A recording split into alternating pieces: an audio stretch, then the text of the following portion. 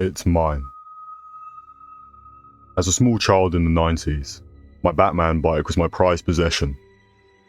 It was beautiful. Black and blue with an oval glow-in-the-dark bat logo attached to the front of the handlebars. My sister and I spent hours looping around our basement, hurrying past the scary part, an unfinished area filled with storage boxes and equipment barely used. Our home had been built in the 1920s. It creaked and slanted and felt lived in, by us and by others.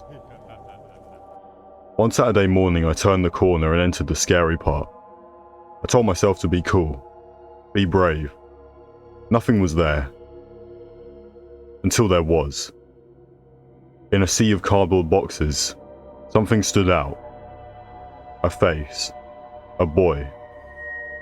Stop. It's mine. He pointed at my bike. That's mine. I spun out into the wall. Moments later, my sister caught up with me. Why'd you crash, sissy? I grabbed her hand and ran upstairs as fast as my wobbly legs allowed. My dad said it was an imaginary friend I hadn't met yet. Introduce yourself, he said with a smile. Maybe he's like Champ. Champ was my invisible German Shepherd friend. I don't think he's like Champ, I whispered in his ear, afraid the boy might hear. He patted me on the head and told me to go and play. That night I tossed and turned. I was afraid and then I was angry. It isn't his, it's mine. What if he takes it while I'm asleep? I grabbed my colour-changing flashlight and crept downstairs. Darkness permeated every corner of the den. It was a different house at night. Flashlight on, I tiptoed down the basement steps.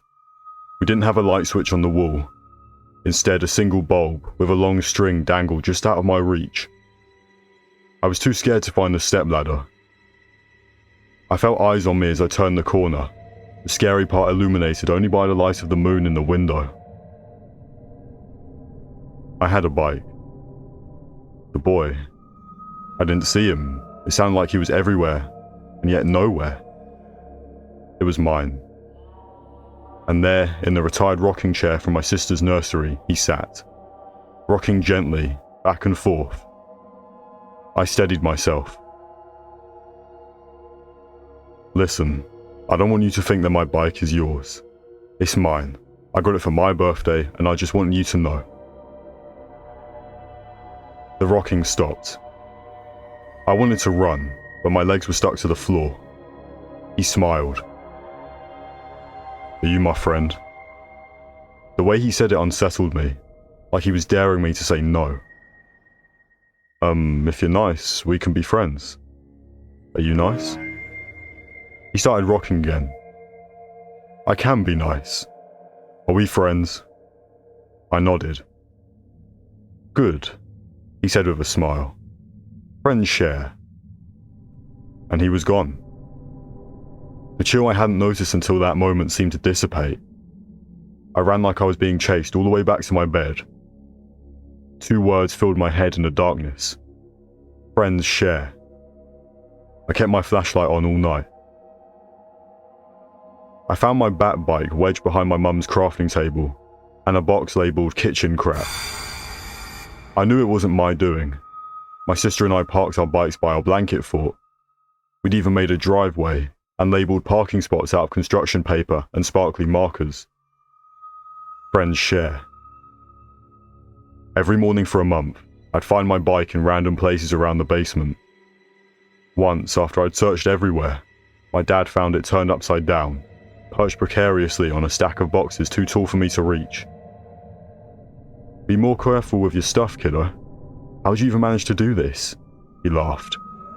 I faked a smile and made up an excuse. The boy was drawn to me like a moth to a flame.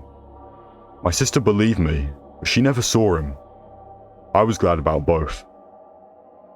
Before long, my sister and our friends would lose toys at our house. Every playdate, something went missing. My best friend never found his Nerf slingshot. We'd been playing with it moments before it vanished. But my Batman bike was the boy's favourite. I grew up. Memories faded like old photographs. 5 years ago, my wife and I had a son. His birthday was in May, and I surprised him with a Paw Patrol bike. He was so excited. He lived on that thing. Until last week, when the rhythmic thump of his wheels rolling on and off the carpet in the hallway came to an abrupt halt. I leaned back in my office chair and craned my neck, partially revealing the dim hallway. At the end of the hall stood my son, his back to me. "No," he screamed, startling me. He stomped his little foot. "It's mine."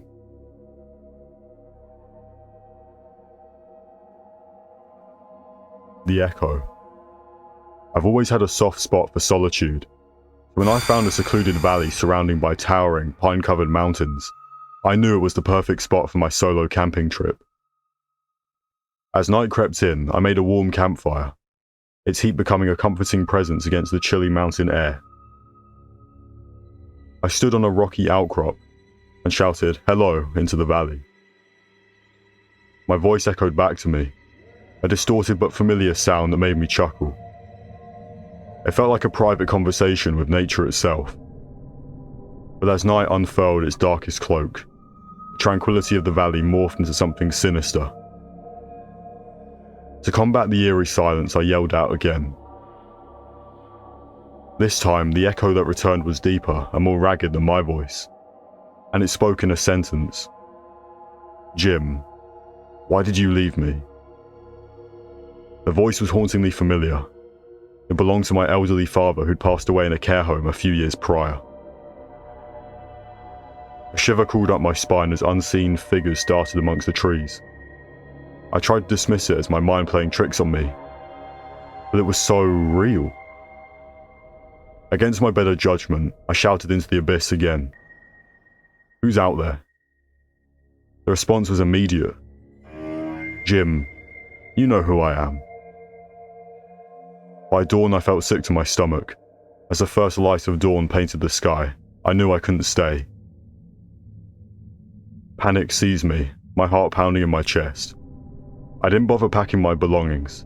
I just grabbed my keys and ran, sprinting through the undergrowth, each footfall a ghostly reminder of how much faster the things in the wood had moved. Finally, after what felt like an eternity, I reached my car half a mile away.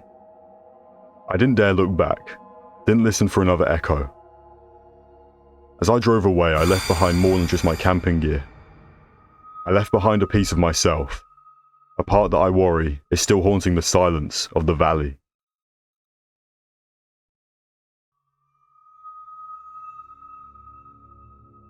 A naked ghost ruined my vacation. After surviving the first 3 waves of the virus, as an essential employee, I was more than ready for a long weekend away from the chaos of the city. I rented a little log cabin nestled among the tall pines.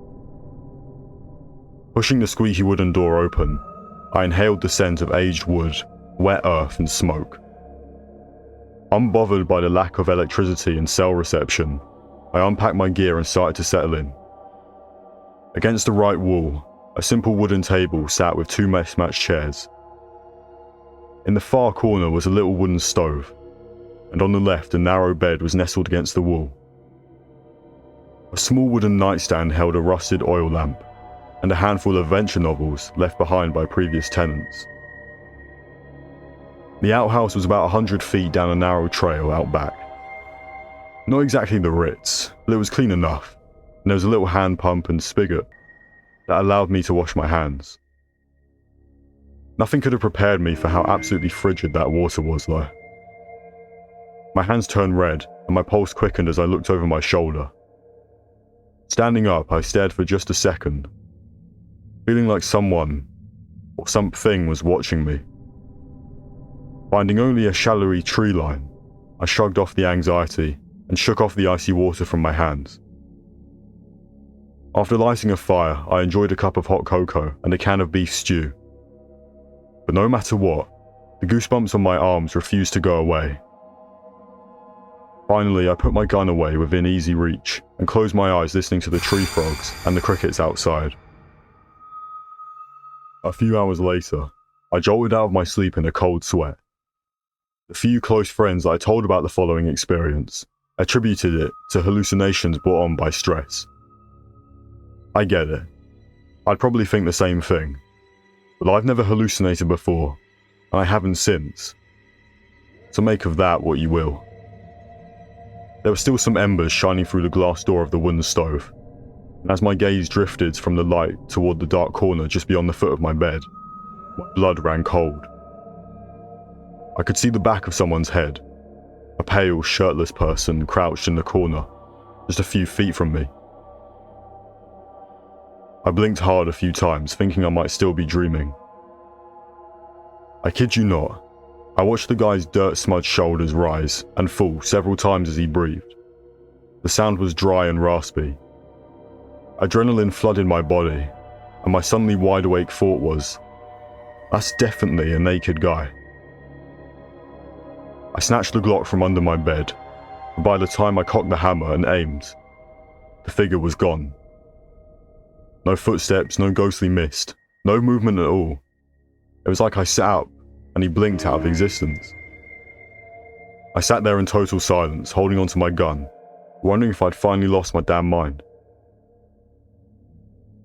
As dawn broke and as I was able to see clearly, I was alone in the cabin. I then convinced myself that it had all been in my head, a bad dream or a trick of the light. That was until a few hours later, when I was exploring the surrounding woods. I spotted an odd-looking stone in a clearing. Carefully pulling back the ivy, my stomach sank as I confirmed it was a grave marker. I packed all my crap and noped right out of there. I won't be going back anytime soon.